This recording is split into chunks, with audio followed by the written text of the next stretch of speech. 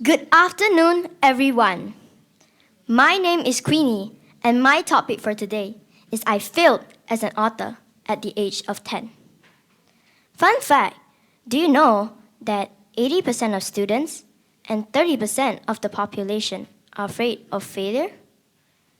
Before diving any deeper, let me tell you a story of someone who failed many times, but in the end became a world-renowned best-selling author.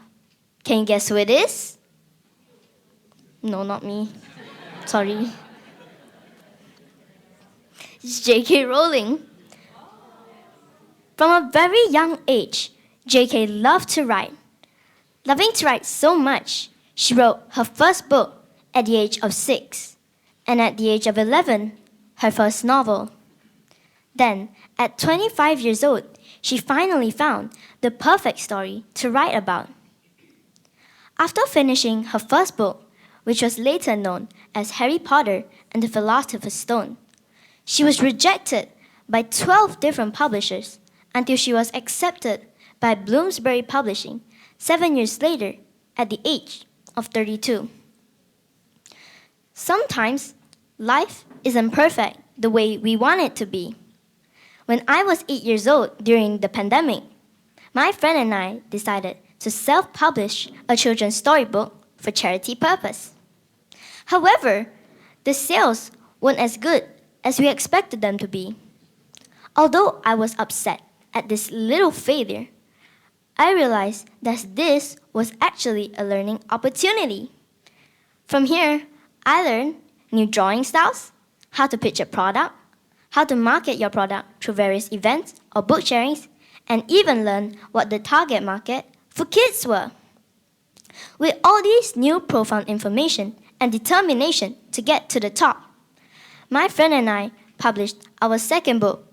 We improved drawing of the characters and story setting 2 years later. Why would I want to continue to write, you must wonder?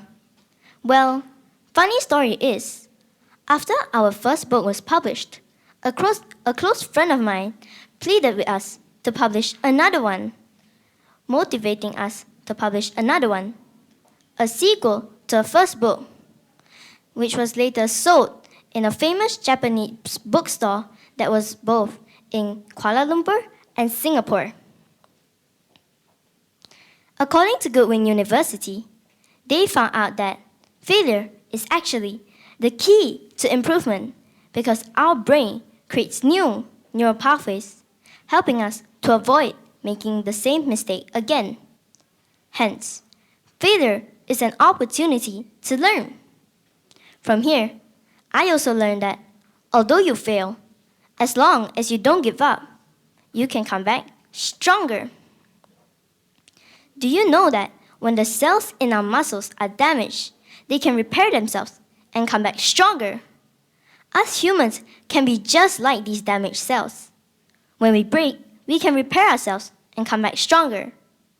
So to those who are facing difficult scenarios or rejections right now, just remember that getting up and dusting yourself off can help you rebound stronger. These 3 steps are nature's cheat code to having a stronger mindset and succeeding in life. You don't always get it right on the first try. Failure doesn't define who you are.